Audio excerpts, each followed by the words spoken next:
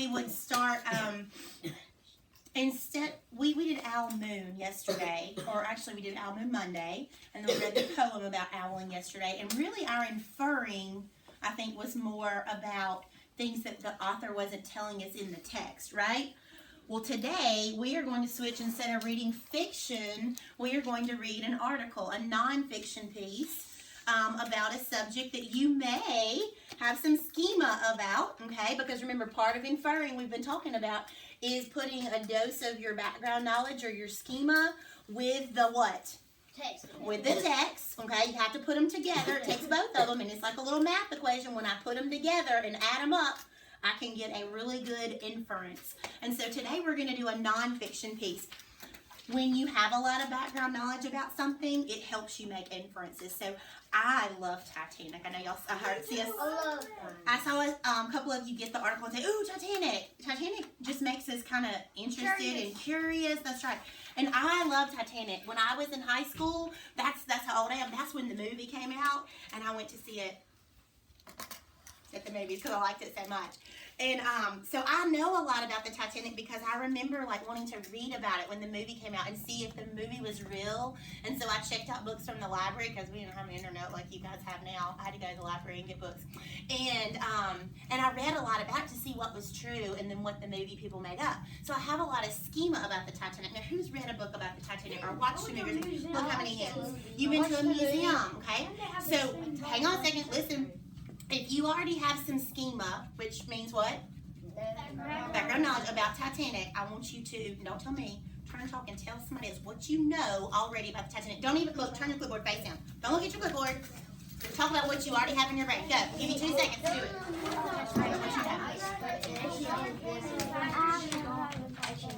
You never heard of Titanic?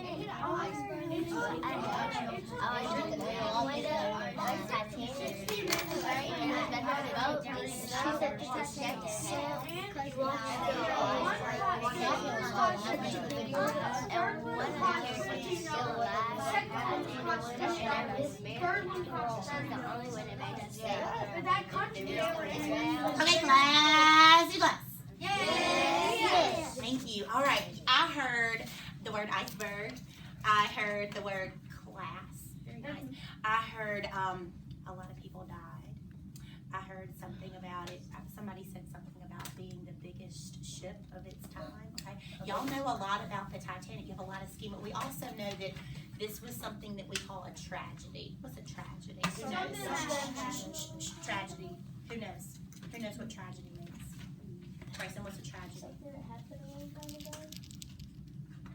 It did happen a long time ago, but that's not what tragedy means. If I say the Titanic was a devastating tragedy, what would it mean, Skylar? It would mean like something happened really bad and like a lot of people died. Yes, a tragedy is like a bad event where usually it involves people getting hurt or possibly dying. Something that's just very sad, okay? So we know that the Titanic, yes, like the Twin Towers. We know that the Titanic was not something that was a happy time. It was a very sad and true and real thing. And so we're going to read this article today, and it's called Remembering the Titanic. Now, let me tell you what our plan is for the lesson today. We've been talking about inferring. We've been inferring things about characters in our poem, about the character in Owl Moon, about how old we thought the character was and why she was going owling for the first time or whatever. But today, there's no characters. This is just about an event that happened. And so sometimes when you read nonfiction, you come across vocabulary words that you don't know. You know how you pull out nonfiction books from your book box sometimes and we read in the glossary or we'll see an unfamiliar word. Well, that happens in nonfiction a lot because sometimes it's words that we don't know yet. So today our focus is going to be not to infer about characters, we're going to be more inferring about words that are unfamiliar to us. So as we are reading, if we see a word that we're kind of like, I don't really know what that word is. I think I know how to read it, like how to say it, but I'm not sure I know what it means. We're going to write it down. I've started as a chart up here on the board. We're going to write down unfamiliar words. Then we're going to use our schema and our background knowledge in the text to help us infer what the word means, okay? And then after we do that, usually we found some text clue that helped us. We're going to write down what that text clue was that helped us infer the meaning. And then y'all know how I make y'all write vocabulary word sentences with our vocabulary words to help us understand how to use the word in our life and in our writing and our reading and stuff. We're going to use the word in the sentence, okay? So that's going to be the goal. Now, I'm going to start the chart, and then as you start helping me, I'm going to give you your own chart and let you follow along. So if you have a pencil in your hand, I want it to be on the carpet right now. Nobody's writing anything. We're just listening, and you're going to have a moment to write in just a second. All right, let me grab a quick word for myself. Remembering the Titanic. All right, show me you're following along by looking at your copy of the article. It says, Remembering the Titanic. This text was written by Andrea Silin, NGS staff. I found this article for, y'all know National Geographic for kids, right? So I think that's where I found this article. It says, on the night of April 14th, 1912, the RMS Titanic chugged through the frigid waters of the North Atlantic Ocean. Its over 2,200 riders unaware of the looming danger.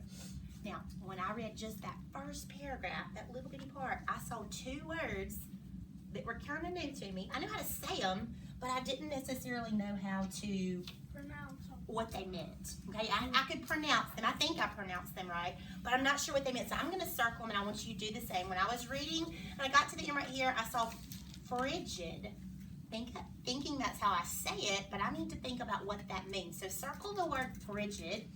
And one thing we learned in our lessons this year, that if we don't understand something, as a good reader, what should we do to help us understand? Go back and do what? Reread that sentence. Yeah, I could look at the picture. There's only one picture here. Sometimes pictures can help us out. Sometimes there's not that much to look at. So I see the picture. I see that he's in the water. Let's go back and reread that sentence. On the night of April 14th, 1912, the RMS Titanic chugged through the frigid waters of the North Atlantic Ocean. I'll pause right there. I saw Taylor raise her hand. You think you might know what it means? Taylor, what's your guess? A type of ocean. Well, let's listen to what it said. It said the frigid waters. So is that word, it's a describing word. Maybe it means like cold water or something. Why are y'all saying cold? Like, what's making you say cold? It's like fridge. Hey, let's go to the map for a second. You know, we've been talking about, this goes perfect with our study on the continents and the oceans. It just said the frigid waters of the North Atlantic Ocean.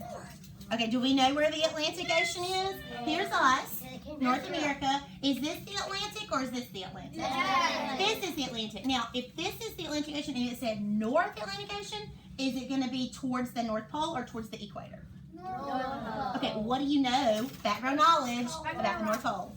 It's cold. We've talked about that the further we get away from the equator, that's what we've been talking about in social studies, the colder it gets. So if they're in the North Atlantic Ocean, It's hot. is it hot? No. Here's the equator right here in the middle, remember? And the North Atlantic Ocean is up here. You know something else that I know about the Titanic? I'm using my background knowledge. I know that it left Europe, okay? That's where it was docked, and it was headed to America before it sank. I know that because I've seen the movie. I've read stuff about it. So it wasn't down here by the equator. It was up here. And what do we know about the water as it gets closer up here Cold. to the North Pole? It's cold. So I think Branson said maybe frigid might mean cold. Ryder even said dangerous. I'm going to say icy and cold. Now, that could be dangerous to a ship because what do we know about when water gets cold, really cold, what might happen? There could be like icebergs flying around. There could be ice. And you never know.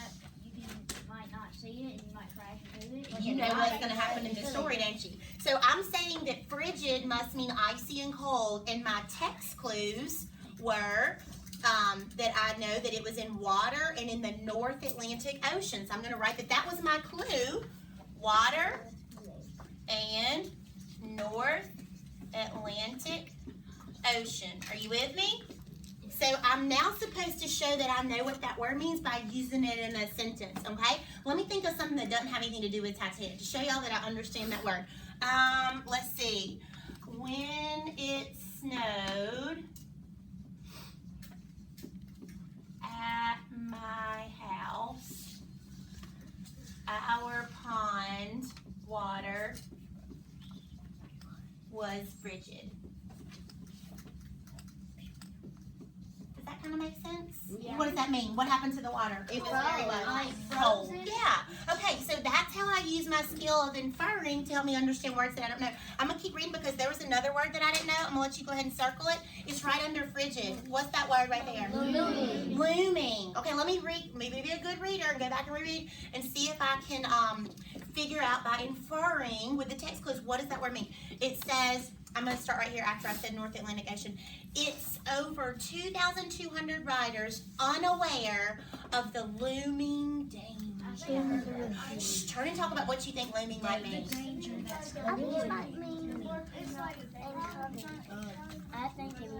locked up and it's dangerous. Nobody can go there anymore. Now, time out. Whatever you think the word means, Bryson, will you stand with me? It's kind of like when we do synonyms in vocabulary time. You want whatever your definition is. It's like, think of a synonym where it could like be replacing that word. So if this is an adjective, okay, we have to understand it's an adjective and it's a describing word, okay? You don't want to say looming means boat. No. Boat, then that wouldn't make sense, right? Okay, so let me read it again. It's over 2,200 riders unaware of the looming danger. In my brain, I know that something dangerous happened to the Titanic, and I know that all these people who got on the boat, here's that word unaware. I know what that means. Unaware means you don't know. So they were all getting on the boat thinking, oh, this is going to be a great trip. They had no idea what was ahead. So I'm thinking that looming must mean like something in the future that's going to happen, but I don't know about it. Hudson, you said a really good word when I heard you turn and talk to Caleb. Lurking. He said lurking. You ever heard of somebody that's lurking? Yep. They're gonna be hiding behind the tree, or they're gonna be lurking around the tree. They're Don't trying to see trick it. you or something. Yeah, you don't see it. That's exactly right. So if something's looming, I'm gonna say something not seen. And I'm gonna put about to happen in the future. But we don't know it, right?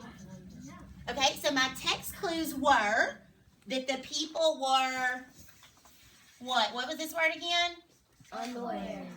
The people were unaware of what was about to happen. So I'm going to use this word in the sentence that has nothing to do with Titanic to show that I understand what looming means. Ooh, I got a good one, and this reminds me of when we did the little inference cards the other day. Let's see if this makes y'all think of it. The birds did, you know what I'm going to write, didn't know of the looming danger I know. as the cat crept around the tree. That's not surprising. Would that be looming danger for a bird if a cat was coming around the tree? Yes. Okay, so I've done 2 words in that first paragraph. You've helped me, but I've done 2 on our chart.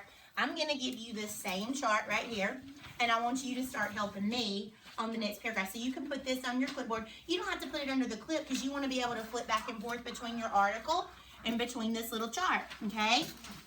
And you have the same 4 columns. You've got a column for word, for meaning, inferred meaning, for clues, and then for using it in a sentence, okay? Now, we read the first paragraph together, and look, it was so short, but we already found 2 words in it, so I know we can find some more words in the rest of this. We're going to start reading now at paragraph 2. Put your finger where paragraph 2 is so I know that you know where we are. Okay, you want to look at your article. So if you want to look, this is how I do it with a clipboard. Instead of just like putting it up under there, I can just kind of slide it like this so it's out of my way. And I can quickly slide it back out. That way I can move fast. All right, so here's paragraph number 2. Are you ready? Mm-hmm. Less than a week earlier, the luxury steamship, at the time the largest man-made moving object in the world, left Southampton, England for New York City. Travelers had expected a posh and comfortable ride. After all, the Titanic's lavishly decorated first-class section featured gourmet meals, a heated pool, and squash courts. The ship even had its own on-board newspaper. Did you see a lot of words that you didn't know what they meant? Yeah. Okay, circle any that you see in the second paragraph that you're kind of like, ooh, that's kind of an interesting word. I'll do the same. I see more than one, so I know you can find more than I one. see yours. Unless y'all are all little brainiacs.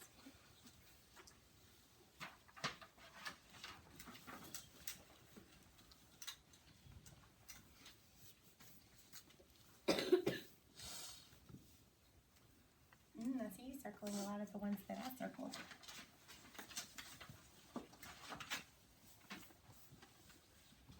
Ryder, what's one you circled? Posh.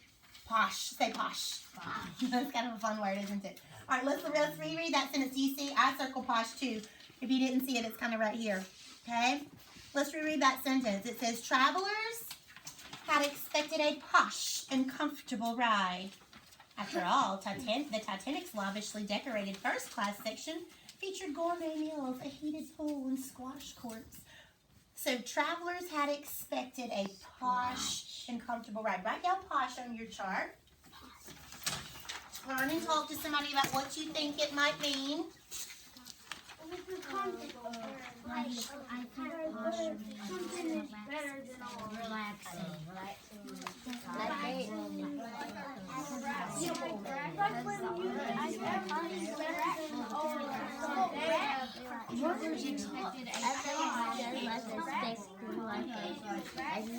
who can tell me what they think posh might mean? What do you think, Destin? Okay, she says quiet. Jody, what do you think? She says relaxing. Hudson, what'd she say? They think it's perfect. Just perfect. They were unaware, remember, of what was lying ahead. So did they think this was going to be a hard journey or something uncomfortable? I heard somebody say, hey, I saw a clue. Somebody over here, they were pointing it out. It says comfortable right here. Did y'all see where it says comfortable? Underline that word comfortable. Comfortable is our text clue. So we can write that on our chart for the text clue. Now, if something is comfortable, then you probably are quiet, like Destin said, and relaxed, and you think it's just perfect. So I like that word that Jody said. I'm going to put relaxing. I can't write and talk at the same time. Well, then you are better than I am. A good ride. They were expecting it to just be wonderful and perfect and like a vacation, weren't they? So posh means relaxing, or I'm going to put like a vacation. Think about what all was on board the boat. They had all these gourmet meals, and they had nice beds to sleep in. So they thought they were in for a treat. Our text clue was comfortable. A lot of times when you're reading and there is a word that you don't know, if you are a good reading detective, you will look around that word, and the author will leave you clues to help you know what it means. Now, how could I use that in a sentence? Posh. Something that is relaxing, comfortable. They were describing the ride, a posh ride. What else could be posh? What? This cruise is going to be the greatest posh of all. That's using it as a noun, but we're talking about a cruise, right? Could you say the posh cruise I went on, or something like that? Okay, let's use it in a sense where we're describing a cruise. Who's been on a cruise or heard someone go? Y'all know what a cruise is. You go on a vacation on a boat, right? All right, I'm going to write this sentence on the word. You can copy mine, or you can write your own using the word. Make sure you use it correctly. Branson, are you busy?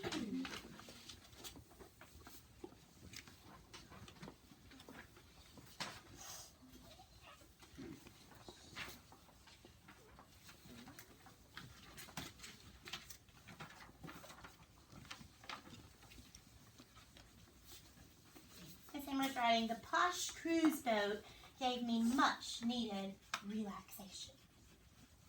I just said that's the posh cruise I went on last summer. The posh cruise I went on last summer was a wonderful vacation. Okay, so something posh means something that provides us with relaxation and comfort.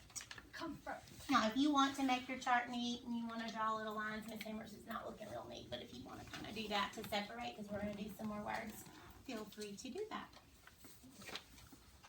Sorry, mine's a little crooked. Now, that's not the only word that I know you guys circled.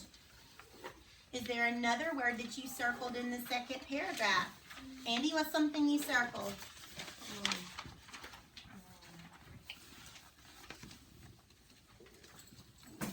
Lavishly. Ooh, lavishly. That's in the sentence right after posh. Let me read that sentence. Who circled that word too, by the way? Anybody? Oh, look how many other people joined you. I circled it too. After all, the Titanic's lavishly decorated first-class section featured gourmet meals, a heated pool, and squash courts. Hudson shared some background knowledge, some schema about what class means. I heard him saying that to Caleb when I asked y'all to share your schema. What does it mean when they say first-class section? Hudson, do you know what that means? When it's like in the Titanic, they had classes to each passenger. One class was $15, another one was $20, and one was $30. So it costs different amounts to get. Okay, well, why was it like that? Why couldn't everybody just pay the same amount? The first class was the fancy class, like the most best class of all, and then the second, Wealthy people.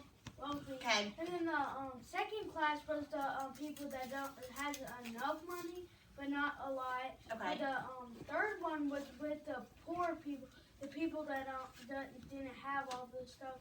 The other classes. So, do you hear what Hudson's saying? And you may have known some of this with your schema.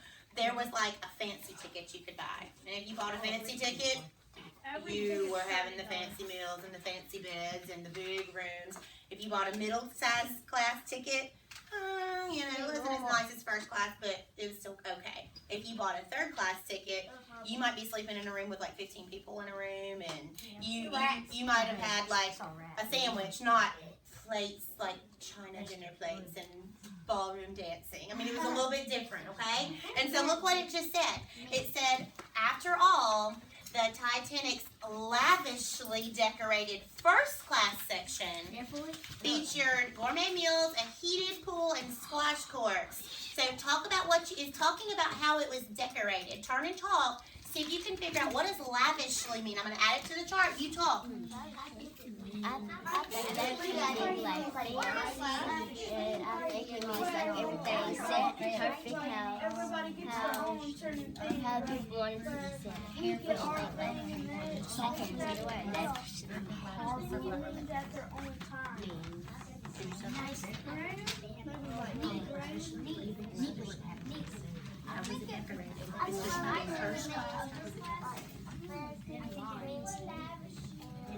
First class has to be Okay, lavishly decorated. Does that mean it was kind of plain? No. Fancy? What do you think, Branson? lavishly means like putting up stuff like decorating. They had decorations. What kind of decorations do you think it was? Probably Like ordinary or fancy? Fancy, okay? So if we're, remember how we talked about this morning, the suffix li? We want to kind of keep we can't just say lavishly means a decoration. A decoration is a noun. Lavishly is an adverb. It's telling how something was decorated. So it was decorated, if y'all want to say fancy, we'd have to say fancily decorated, okay? You said something else, Ryder. I can't remember what you said. Or did you say fancy? I can hear when I'm walking around, but I can't remember what everybody said. Hudson, did you say something? A way it was decorated?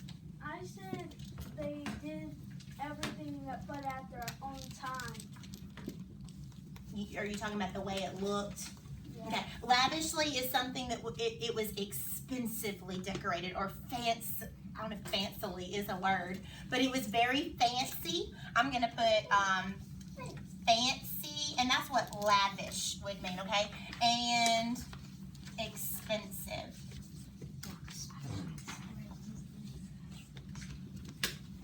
But my clues in the text is what I need to write down next. What told me that it was expensively decorated, not just plain and ordinary? It might have even been like costly. It cost a lot of money to decorate it. What, Kaylin? What's my clue? The decorations were first class selected, featured. What's that word? It looks like gourmet. Government. The government. It's describing the meals. Did y'all not hear me say it when we read it? Government. Government meals. That doesn't make sense. That's like Gourmet. Very good. The T silent. Gourmet meals are not peanut butter and jelly sandwiches, are they? What are they? China. It's going to be served on china. It's going to be steaks. It's going to be lobster. It's going to be expensive stuff, okay? So if it's lavishly decorated, that means they had gourmet meals. What was another clue? Keep reading, Kaylin. Gourmet meals. What else did it say? A heated pool and a squash court. Now, I am not really sure what squash court means. I may have to infer about that word too. I know of other games that are played on a court. Volleyball. Tennis. Basketball. So I'm thinking, because I know the word court is a place that I play a lot of sports, maybe squash was a game back then. They did. And I know that Titanic, this was like in 1912, so they could have played games that are different from what we played. But I'm going to put courts. Okay, and those were my clues that it was really expensive in the first class section. That's why they said lavishly. Okay, I'm going to use it in a sentence, and I'm going to say, sometimes you might have like a hotel that's lavish. The hotel was lavishly decorated for Christmas. Who's seen Home Alone? When he goes to New York and he has, the big hotel and it's got all these decorations. That's what I was thinking. Okay, now listen, we're not gonna get off on Home Alone.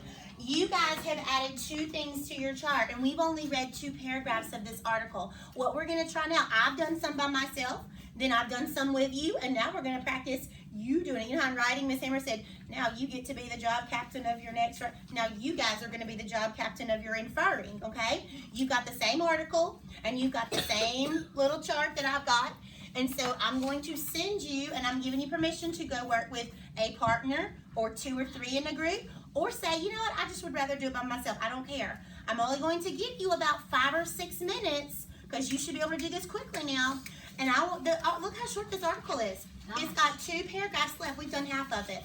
Your job is to go and read the other 2 paragraphs. Do what we did first. Circle words that you are kind of unfamiliar with, and then add them to your chart. When you come back over here, your chart may be full.